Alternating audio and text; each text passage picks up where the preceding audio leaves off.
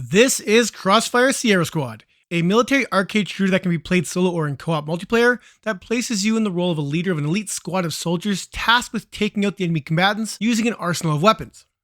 This released August 29, 2023 for the PSVR2 headset for $30 US and is also available on Steam as well, though it's currently labeled as early access on that platform. We haven't seen too many military shooters with a campaign in VR, let alone ones that also support co-op, so let's see if this sets a new bar for the genre. And I mean, it can't be worse than Bravo Team, can it?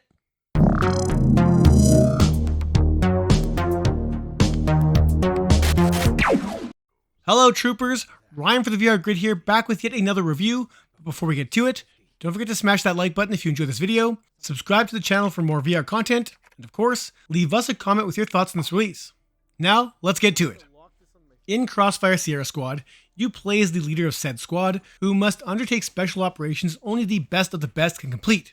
After stumbling across some baddies in the Middle East, a larger plot begins to unfold that pits you against hidden foes out to cause all manner of trouble. Truth be told, the story is, for the most part, typical when it comes to these sorts of military shooters, to a point where I honestly tuned out much of the story, as it was fairly uninspired until a late game reveal that caught my attention.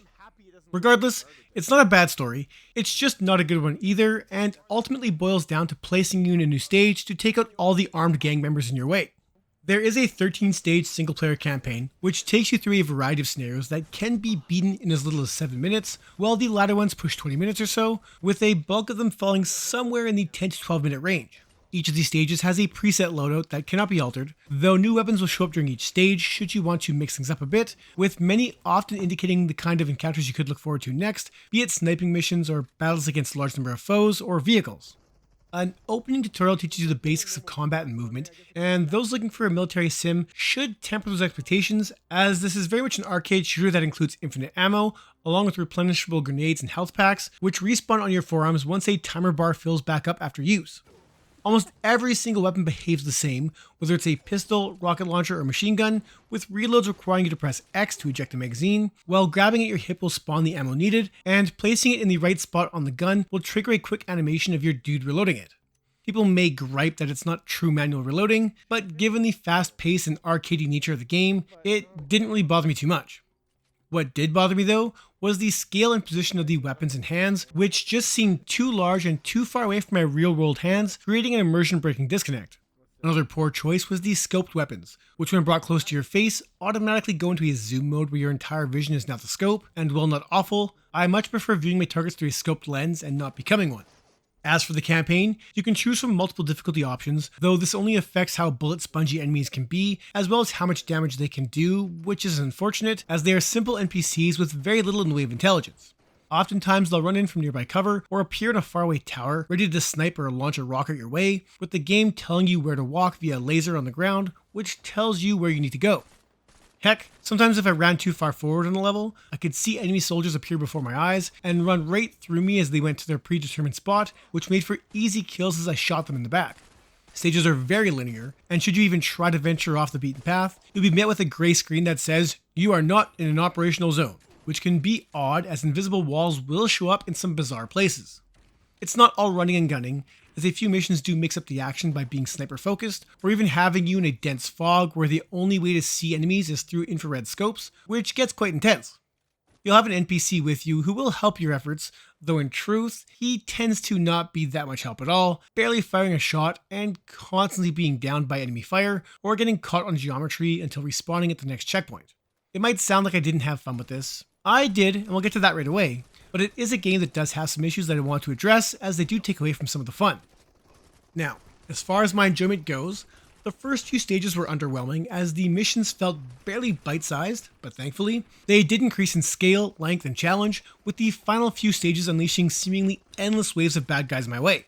The campaign was satisfying, but it's the co-op missions where Sierra Squad truly comes into its own, as after you beat the campaign, you unlock realism mode, which dramatically ups the challenge, removing unnecessary health bars above enemies, getting rid of your ammo counter, and drastically reducing the amount of damage you can take. There are 50 squad missions that remix areas from the campaign, and those can be played on any difficulty setting, with successful missions rewarding you with coin that can be spent in the store on new guns, upgrades, and attachments, which can also be used in the Horde mode. That mode currently only has one map, with 2 more coming soon, and while these squad missions only support 2 players, Horde mode supports 4, allowing even more friends into the fray. The fun factor increases a lot with others, especially on the realistic difficulty, and it's easily the number one reason to play this, save for one large issue. Even a few days after the game's launch, matchmaking appears to be hit and miss, as I've only been able to hook up with random players only a handful of times in the last 3 or 4 days, with even private matches erroring out and returning the joining player to the main menu. Sure, you can play these missions solo with a useless AI companion, but given that a majority of Crossfire is designed with 2 players in mind, it's incredibly disheartening to not be able to play the game the way it's meant to. I had a ton of fun teaming up with another person, and coordinating strategies against seemingly overwhelming odds was a blast. It just seems like matchmaking still has some issues to iron out. As far as the presentation goes, Sierra Squad looks alright, with some decent character models and locales, though by no means is it anywhere near the levels of flat efforts like Call of Duty or the Battlefield series. As I said, the stages for the most part are relatively small and contained, with some environments having boxes or vases strewn about that can be destroyed by gunfire, though outside of those and red exploding fuel containers, the stages aren't very interactive. Enemies animate well enough and explosions look just fine, but the lack of any dynamic lighting does make the world appear a little lifeless at times. But overall, I was impressed by the quality of the visuals and the various environments I walked through, from Middle Eastern cities, a desert plane crash, underground bunker, and a host more areas that do keep the game feeling fresh despite the sameness of the combat. In fact, it's arguably that combat that makes up for the visual shortcomings, as enemy militia can come in such large numbers that I was oftentimes too focused on killing and reloading to notice much else beyond the stream of bad guys in front of me. I did see some infrequent pop-in and a few other minor janky moments, but outside of those rare occurrences, is a game that looks good enough considering its budget price. Audio design is up next, and I'm happy to report that it accentuates the action quite nicely, thanks to loud guns and explosions, with the spatial audio adding to what can be at times a cacophony of bullet fire coming from all directions. As for the voice work, it's nothing short of cheesy and over the top, as every character turns in a respectable B-movie performance, and while the acting does make it hard to take the story serious, it doesn't exactly hurt it either, as it's not the best narrative to begin with. Move. Terry, it's dangerous here. Blocklists are all over the place. Same here.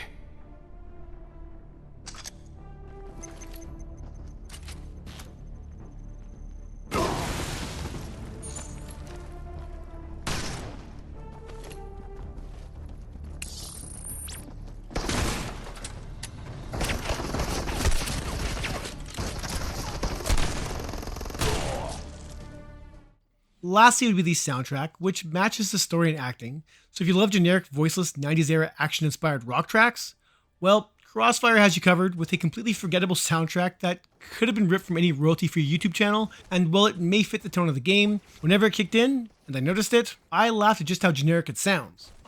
For those looking for next level haptics on PSVR2, Crossfire doesn't seem to utilize the sense controllers to their fullest, as the vibration and trigger resistance didn't seem to change up between weapons. The headset did rumble when I was shot or near an explosion, which was a nice feel, especially when in the Chaos of Realism mode during the harder missions.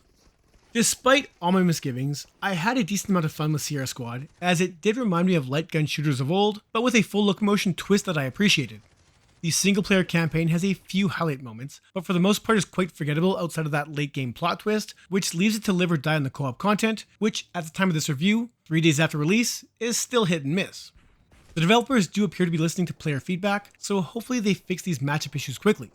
For $30 US, I'd say the overall package here is a solid one, provided the developers fix matchmaking and hopefully add crossplay support for the Steam version sooner than later. As it stands today, I'm going to give Crossfire Sierra Squad a 6 out of 10, but if they do remedy the matchmaking issues, I'd bump that score up to a 7, as it's a fairly fun co-op shooter. Heck, even in its current state, it's still better than Bravo Team ever was. If you enjoyed this review, don't forget to hit that like button, and that's it for this one. Thank you so much for watching.